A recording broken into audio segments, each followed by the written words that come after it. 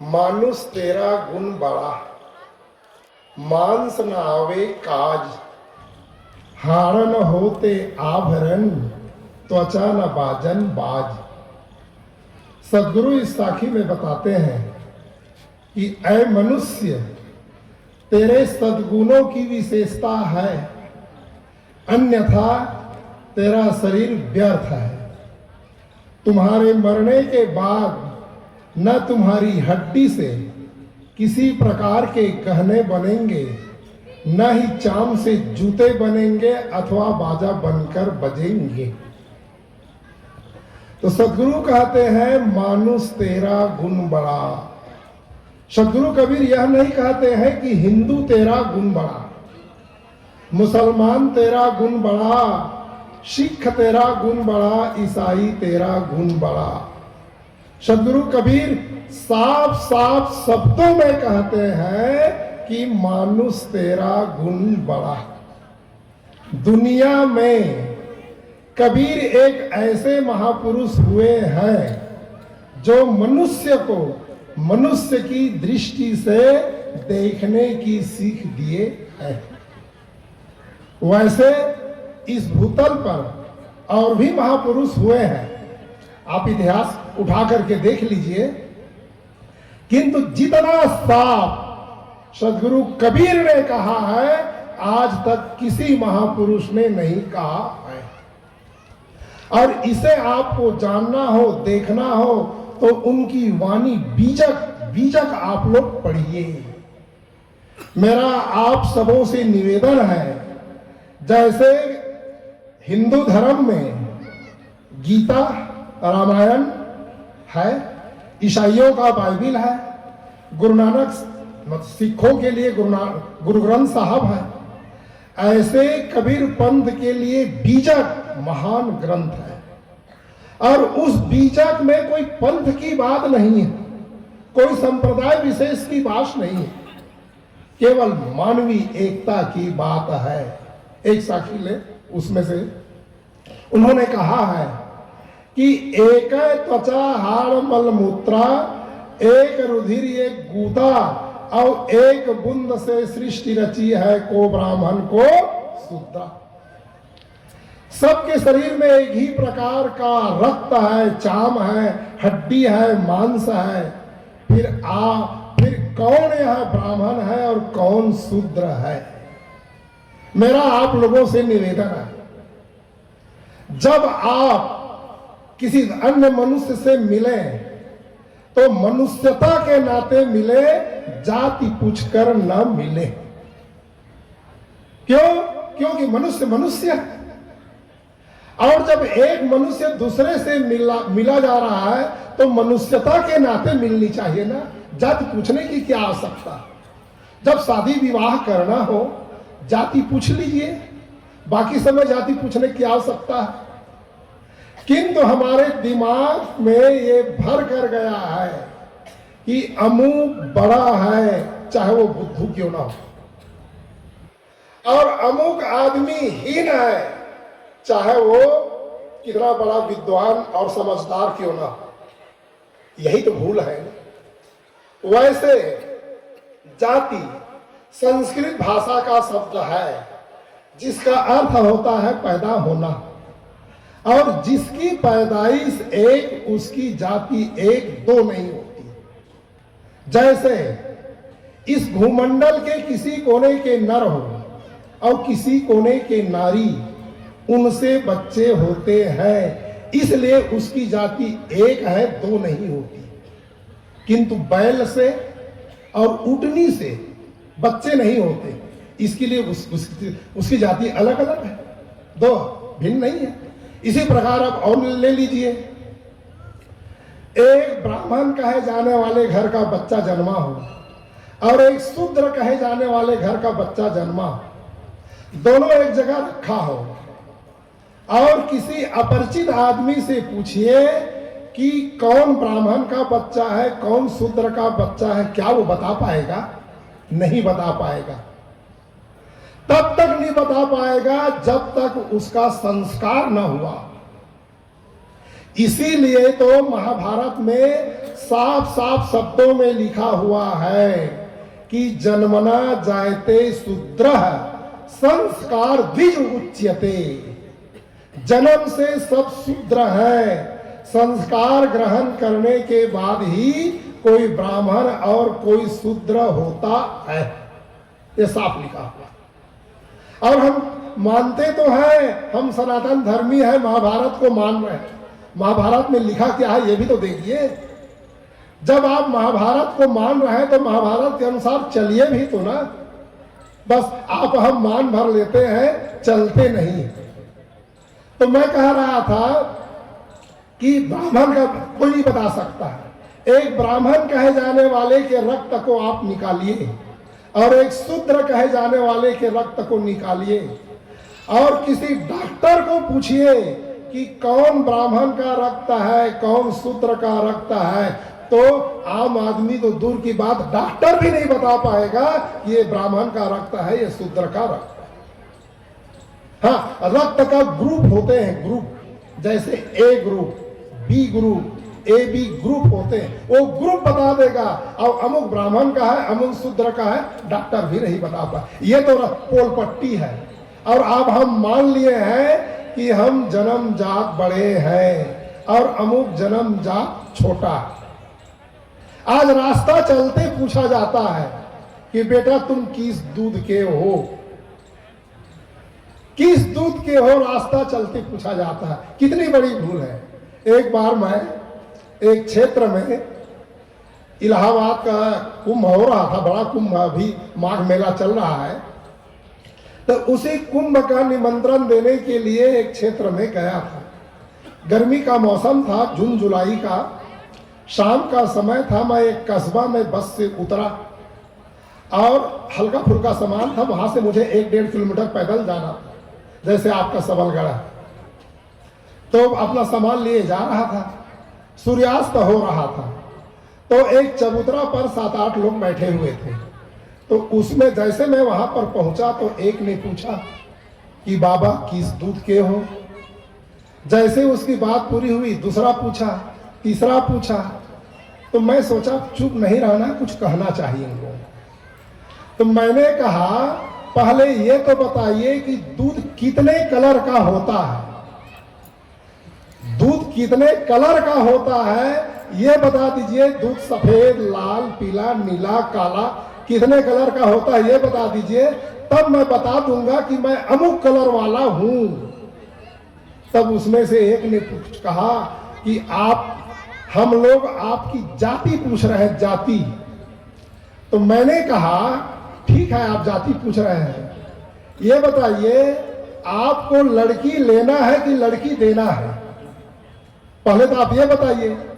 जब किसी को लड़की लेना हो और लड़की देना हो तब जाति पूछी जाती है। मैं तो साधु हूं, मेरे तो आगे पीछे कोई है नहीं है, फिर आप जाति क्यों पूछ रहे हैं? कबीर साहब ने यह भी तो कहा है बीजक में कि काली पीली दूहु गाई और ताकर दूध देहु बिल गाई। काली और पीली गाय को दुहा जाए और दूध को अलग अलग कर दिया जाए तब तो हम जाने। जब इस ढंग से मैं कहने लगा तो एक बुजुर्ग बैठा हुआ था, उन्होंने उठ करके हाथ जोड़ा और हाथ जोड़ करके कहा कि महाराज उन लोगों को शांत कराया, कब इनसे कुछ कहो मत, नहीं आपे लोगों को खो देगा ये कहा। तो आदमी के दिमाग में ऐसा भरा हुआ है, ऐसा भरा हुआ है कि क्या कहा जाए। एक घटना है, जैसे अभी ठंडी का मौसम है, सदगुरु श्री अभिलाष साहब एक स्टेशन के प्लेटफार्म पर ट्रेन पकड़ने के लिए इंतजार कर रहे हैं। ट्रेन थोड़ी विलंब थी, ठंडी का मौसम, प्लेटफार्म से हटकर किनारे धूप थी, वहां बैठे हुए थे।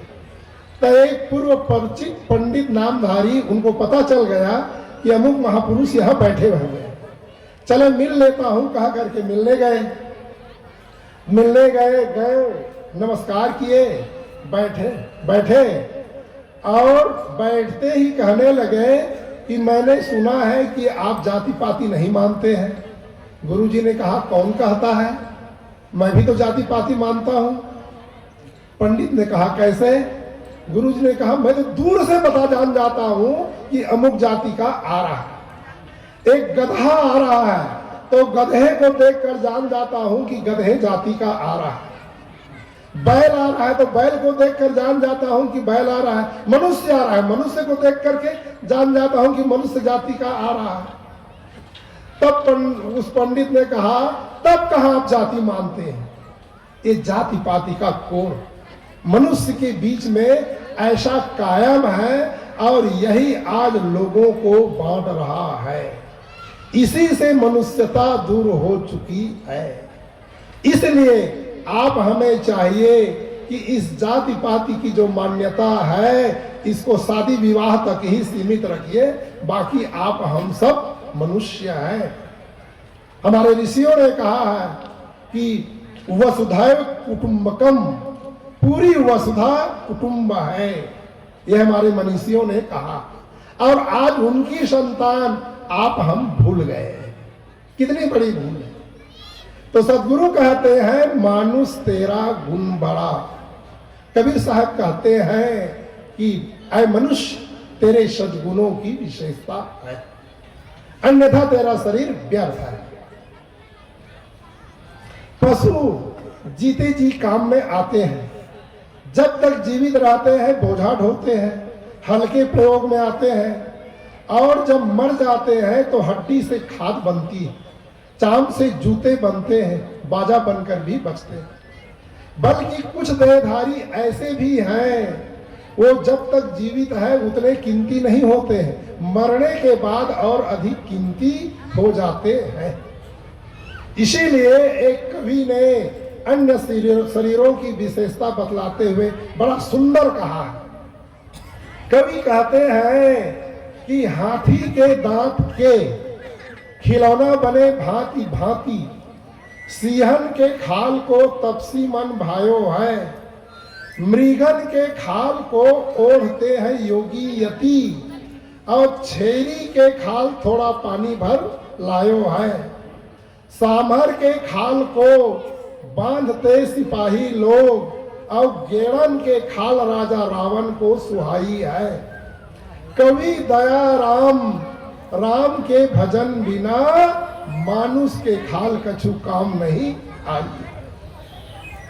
यदि आप जीवन में आत्मचिंतन नहीं किए, भजन नहीं किए, आत्म शांति प्राप्त नहीं किए, तो इस शरीर का अंत में कोई महत्व नहीं है।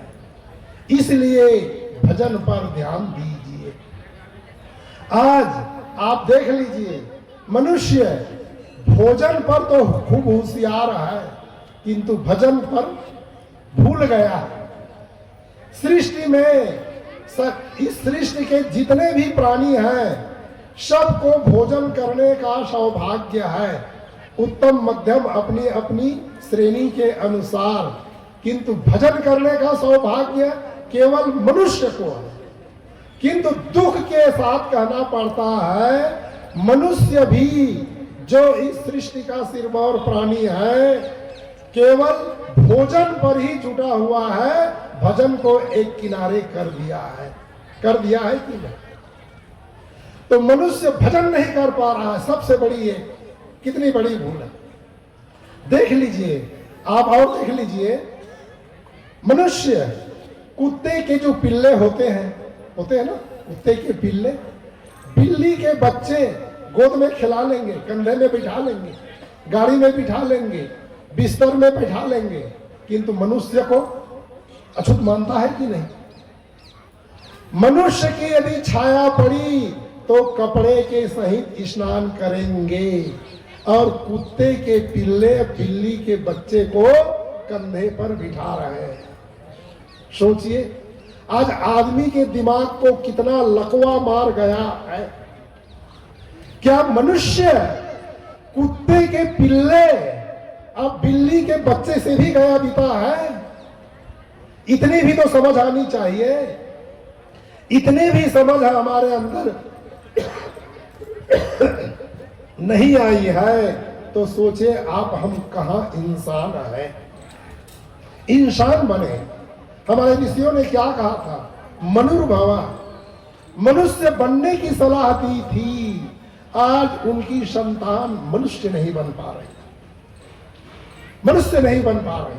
कितनी बड़ी भूल है। एक आदमी है, जगह गंदा किया, अब एक आदमी साफ कर रहा है, तो जो आदमी गंदा किया उसको हम बड़ा मान रहे हैं और जो आदमी साफ किया उसको हम छोटा मान रहे हैं ना। यही हमारी मान्यता है ना। और आप हम जितने लोग बैठे हुए हैं सब पेट के अंदर क्या अमृत भरे हैं कि मल भरे हैं? मल भरे हैं ना, मल भरे हैं, घूम रहे हैं और अपने आप को पवित्र मान रहे हैं। और जो दूसरों के मल को धो दिया, उठा दिया, साफ कर दिया, उसको हम नीच मान रहे हैं। सुबह सुबह उठते हैं, शौचालय में जाते हैं या बाहर जाते हैं, आप जंगल में जाते हैं, जंगल में जाते हैं, निपटने के बाद आप दस्त आप स्वयं लेते हैं कि कोई नौकर रखे? वहां पर कौन आप दस्त कौन? स्वयं तो लिया जाता है ना। चाहे वो शंकराचार्य कहलाने वाले क्यों ना हो, स्वयं को ही आप दस्त लेना होता है, कोई दूसरा नहीं करता है। और जो दूसरों को साफ कर दिया, कैसे वो भंगी हो गया? सोचिए तो अपने दिमाग को। तो आदमी कितना गिरा हुआ, कितना गिरा हुआ, आदमी कितना भटका हुआ है, कितना किस ढंग से है। इसीलिए तो एक ने सुंदर कहा है कि आदमी की शक्ल से अब डर रहा है आदमी, आदमी को मार कर घर भर रहा है आदमी, आदमी ही मारता अब मर रहा है आदमी, समझ कुछ आता नहीं क्या कर रहा है आदमी। आज कुछ समझ नहीं आ रहा। आज आदमी के देखने की दृष्टि अलग है और करने की दृष्टि अलग है। कितनी बड़ी भूल है। मिलावटबाजी तो इस देश में इतनी बढ़ी हुई है, इस देश में इतनी बढ़ी हुई है कि क्या कहा जाए। दूध में पानी मिलाना तो सहज बात है ना, दवाई जैसे चीज में मिलावटबाजी हो रही है, क्या कहा जाए। सोचिए, जो दवाइयां मनुष्य के रोग को दूर करने के लिए बनी है, उन दवाइयों में भी मिलावटबाजी हो रही है। कितना गया बीता है आदमी। ये धन की तृष्णा, पैसे का लोभ आदमी को कितना गिराया है, कितना गिराया है। कहा एक आदमी था, प्योर दूध बेचता था और बहुत ईमानदार था, और उसकी पत्नी थी चालाक, बारंबार कहती थी क्या तेरी कमाई है, तेरी कमाई में न कीमती साड़ियां पहनने को मिली, न शरीर के किसी अंग के लिए गहने। हमारे माता पिता भी कैसे बुद्धू थे, जो तुम जैसे उल्लू के साथ लगा दी, बराबर कोसती रहती थी। वो आदमी कहता था कि मेरी कमाई इतनी है, जब होगा तब व्यवस्था हो जाएगी। उसकी पत्नी कहने लगी तेरी कमाई में ये सब होने वाला नहीं है। वो करती क्या थी, पति तो ईमानदार था, प्योर दूध बेचता था। उसकी पत्नी क्या करती थी, जिस डिब्बे में 15 लीटर दूध आता था, 11 लीटर 12 लीटर दूध डालने लगी और 3-4 लीटर पानी और बंद करके दे देती थी और कहती थी कि जाओ बेच करके आओ। जैसे वो बेच के आता था वैसे पैसे को 11-12 लीटर के पैसे अपने पति को देती थी और कहती थी ये तुम्हारी कमाई का है, तुम रखो। और 3-4 लीटर के पैसे खुद रख लेती थी, ये मेरी कमाई का है। कुछ दिनों में पैसा इकट्ठा हो गया, तो पैसा जब इकट्ठा हुआ तो सबलगढ़ मुरैना वो नहीं गई।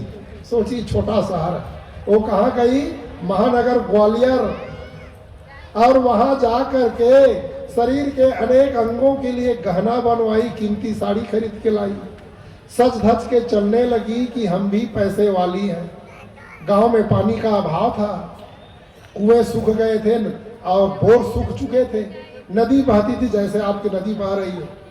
जाते गांव के लोग जाते थे, वो भी जाती थी, गई साबुन लाई थी, साबुन लगा करके स्नान कर रही थी।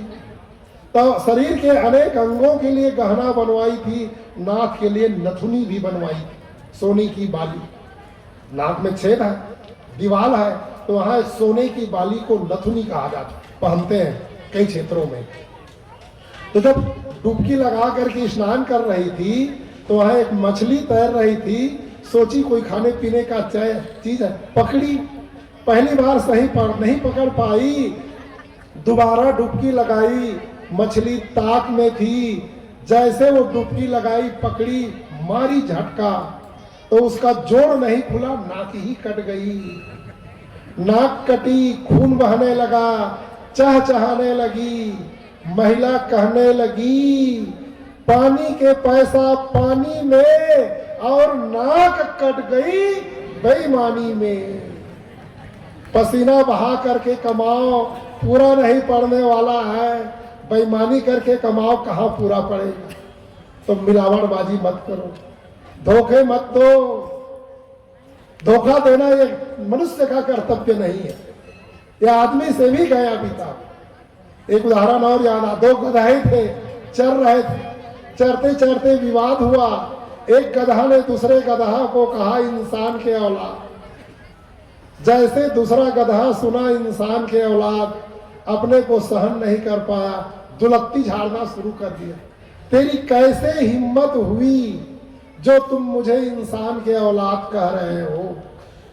कब मुझे तुम चोरी करते हुए, डाका डालते हुए, मिलावटबाजी करते हुए, पराई की बहन बेटी पर गलत दृष्टि करते हुए, घी में डालडा, चना में कंकड़, हल्दी में पीली मिट्टी मिलाते हुए देखे हो जो तुम मुझे इंसान के औलाद कह रहे हो? सोचिए, एक गधा भी इंसान के औलाद कहलाने में शर्म कर रहा है, और आप हम इंसान ही तो हैं कि कोई दूसरा है? बताएं। गोस्वामी जी ने रामायण में क्या कहा है? बड़े भाग्य मानुष तन पावा, सुर दुर्लभ सदग्रंथन गावा, ऐसा कहा है ना। और उस शरीर को प्राप्त करके आज यही तो कर रहे हैं कि और क्या कर रहे हैं। इसीलिए हमारे कवि हुए हैं मैथिली शरण गुप्त, राष्ट्र कवि हुए।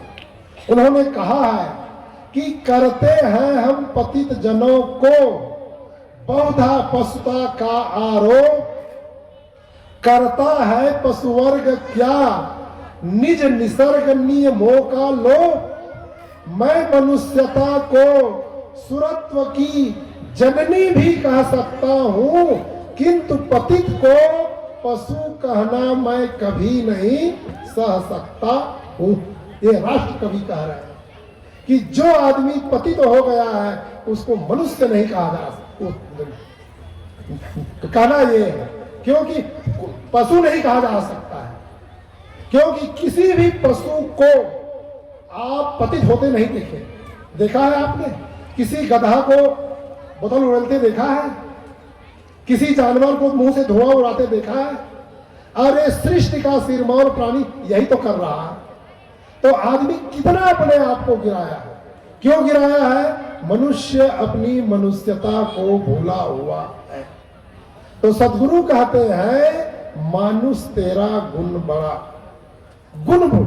सदगुरु कहते हैं कि ऐ मनुष्य तुम गुणों के नाते महान हो। यदि मनुष्य के अंदर गुण नहीं है, सद्गुण, सदाचार, नैतिकता नहीं है, तो सोचिए वो किसी कौड़ी का नहीं है। मनुष्य जाति से बड़ा नहीं होता है, न धन से बड़ा होता है, न विद्या से बड़ा होता है। मनुष्य गुणों के नाते बड़े होते हैं। देखिए सदगुरु श्री गणेश साहब, शरीर तो आप हमारे जैसे ही था ना, किंतु उनके अंदर मानवता थी, मनुष्यता थी, तभी तो उनकी आप हम पूजा कर रहे हैं, उनकी श्रद्धांजलि मना रहे हैं। मतलब उनकी जन्मदिन ये मना रहे हैं, उनकी जन्मदिन मना रहे हैं, श्रद्धांजलि मना रहे हैं कि नहीं? और उनके पद चिन्हों पर चलने का काम तो कर रहे हैं। देखिए इतना बड़ा समाज प्रभावित किनसे हुए? श्री गणेश साहब के नाते हुए। तो आप श्री गणेश साहब के शरीर को देख करके प्रभावित हुए हैं कि उनके गुण को देख करके प्रभावित हुए? तो दुनिया में जितने भी महापुरुष हुए हैं सब महान हुए हैं, और वही मनुष्यता ही आप हम में आनी चाहिए, तब आप हम भी महान हो सकते हैं। तो कबीर साहब की वाणी कि मानुष तेरा गुण बड़ा, मानस न आवे काज, हारन होते आभरण, त्वचा न बाजन बाज। पर मैं कुछ देर निवेदन कर रहा था, मेरा समय पूरा हो चुका है।